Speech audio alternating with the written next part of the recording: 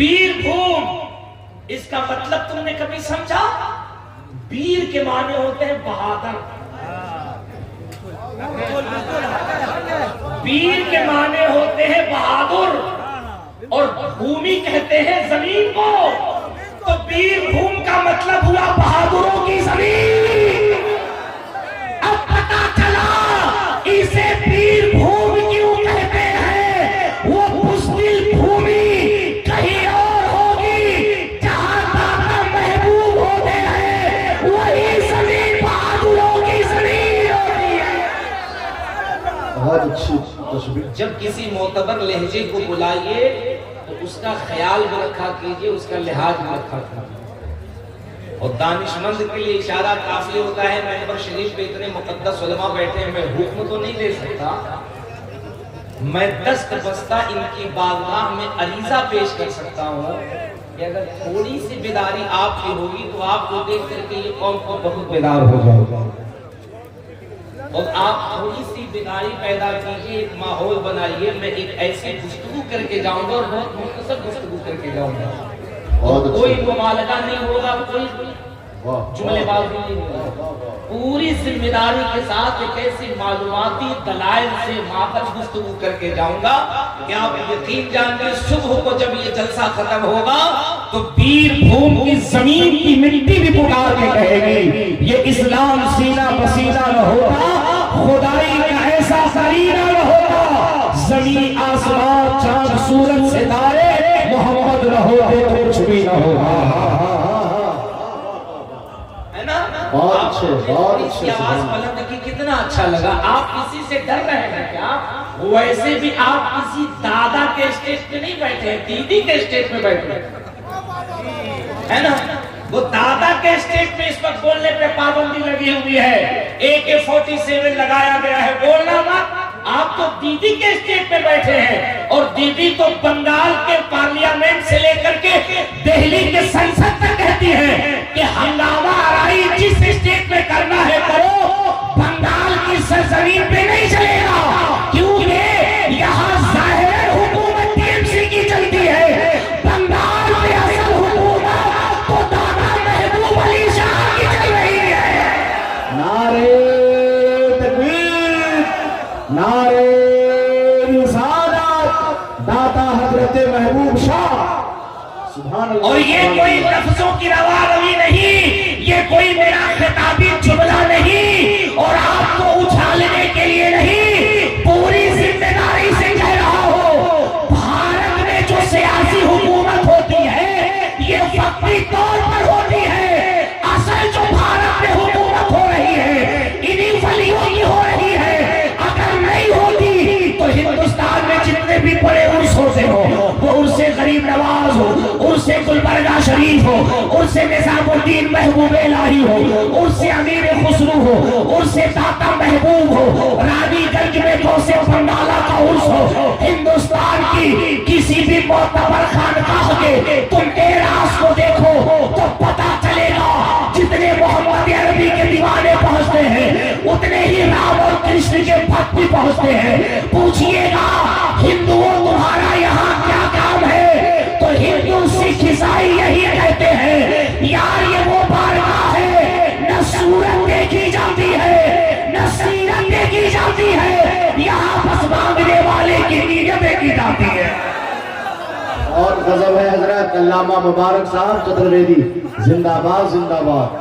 वाह वाह वाह वाह, और हैरत क्या उठान है हजरत, वाह वाह वाह वाह। हैरत है कि आप इतने खामोश बैठे हैं।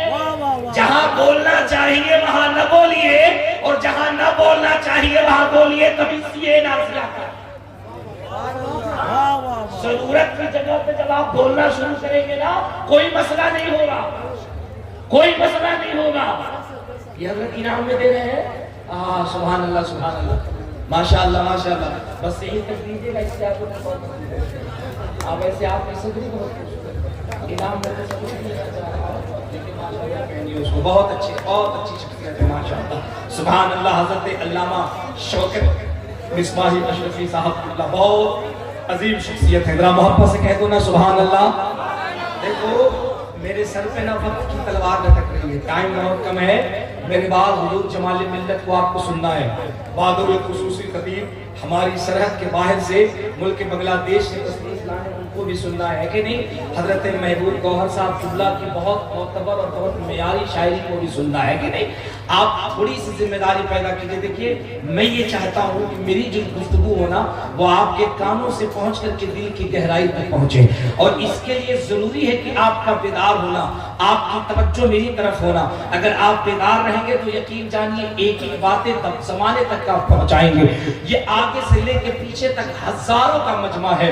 अगर ये एक एक शख्स अपने हाथ को उठा ले और अगर अपने अकीदे के टावर को गुंबदे खिजरा से जोड़ ले तो यही से बरेली का अकीदा मजबूत हो जाएगा कि वो किसी और का रसूल होगा डालडा मार का, जो मुर्दा होगा नहीं सुनता होगा।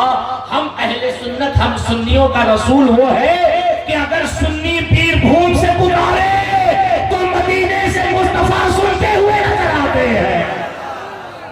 तो जरा सा अपने हाथों को उठा के जोर से कह दो या रसूल अल्लाह। अगर इतनी ही कमजोर आवाज है तो नो प्रॉब्लम, लेकिन आवाज में अगर ताकत है तो जरा दिल लगाओ और हाथ को उठा के कह दो या रसूल अल्लाह। अब ये मुकद्दस उलमा सुने, एक जुमला मैंने कहा था, यहाँ सियासी लोगों की हुकूमत होती है वक्ती के एतबार से, असल हुकूमत भारत में आज वलियों की हो रही है। ये जुमला मैंने कहा था। अब इस पे दलील सुनो, कुरान और हदीस से तो हमारे उलमा दे रहे, मैं भी दे सकता हूँ, लेकिन जादू वो है जो सर चढ़ के बोले, हकीकत वो होता है जो गैरों की जबान पर भी हो, इतिहास वो होता है जो औरों की जुबान पर भी हो। मैं पहले बता दूं, गौस पाक का कर्म है, मेरे बारे में जिन्हें पता है, मैं रट के कोई बातें नहीं बोलता। जब इस फन पे मैंने कदम रखा, मैंने कहा यार इन गैरों की जबान को भी जरा सा जांचना चाहिए, पढ़ना चाहिए। तो मुझे ये बात मालूम होगी कि अगर आधा मंत्र जानोगे और आधे मंत्र के बाद अगर सांप के घर में अगर हाथ डालोगे और मंत्र भूल जाओगे तो वो डस देगा। इसलिए जरूरी है कि पहले उसका पूरा तिर्याक होना, उसकी पूरी तहकीक होना। फिर बाज़ाब्ता हमने बीएचयू में संस्कृत में एमए किया। मकसद मेरा ये नहीं था कि मैं तुम्हें बताऊं कि मैं बहुत विद्वान हूँ, मैं तुम्हें बताऊं कि बहुत वेल एजुकेटेड हूँ, मैं तुम्हें बताऊं कि मुझे कई जबानों पे महारत है। अल्लाह की इज्जत की कसम हजरत दाता की बारगाह में बहुत जिम्मेदारी से कह रहा हूँ, बचपन से सीने में एक ललक थी कि मेरे आला हजरत ने जो मसलक दिया है, और वो मसलक क्या है? वो मसलक ये है, सबसे आला वो औला।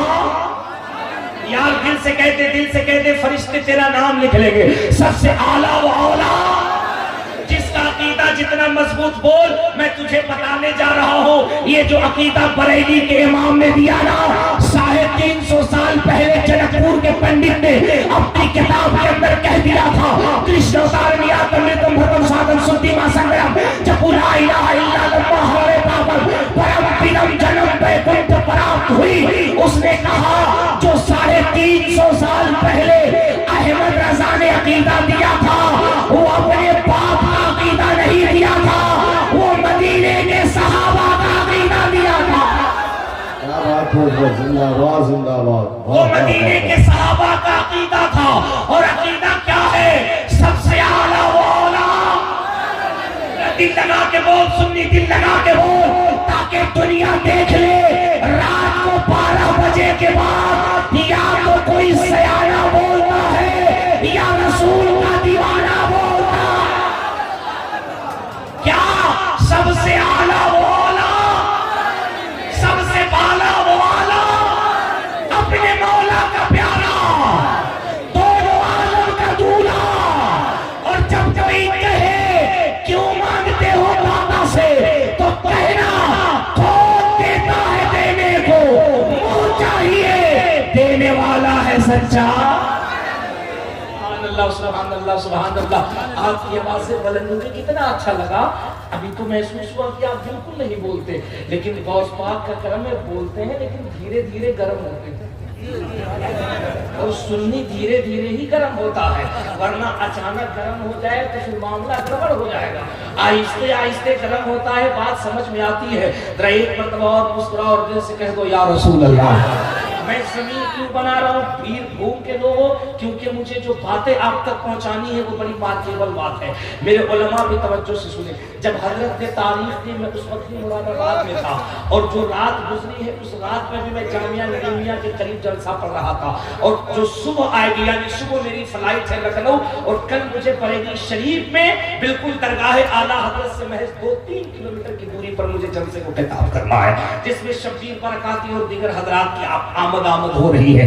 कहने का मकसद क्या है?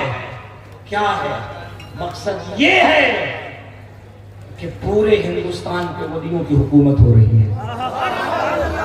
जब तारीख हजरत ने दी, मैंने पूछा कहां का जलसा है? इन्होंने कहा वीर भूम। मैंने कहा वीर भूम? अब इस जगह की मुनासिबत को देखो, क्या नाम है? वीर भूम। इसका मतलब तुमने कभी समझा? वीर के माने होते हैं बहादुर, वीर के माने होते हैं बहादुर, और भूमि कहते हैं जमीन को। तो वीर भूम का मतलब हुआ बहादुरों की जमीन। अब पता चला इसे वीर भूम क्यों कहते हैं। वो बुज़दिल भूमि कहीं और होगी, जहां दाता महबूब होते हैं, वही जमीन बहादुरों की जमीन होती है। बहुत अच्छी तस्वीर है, वाह वाह वाह वाह। जहां दाता महबूब हो वही भूमि वीर होती है, और जो भूमि वीर होती है वही तो गरीब नवाज के करीब होती है। अब सुनो,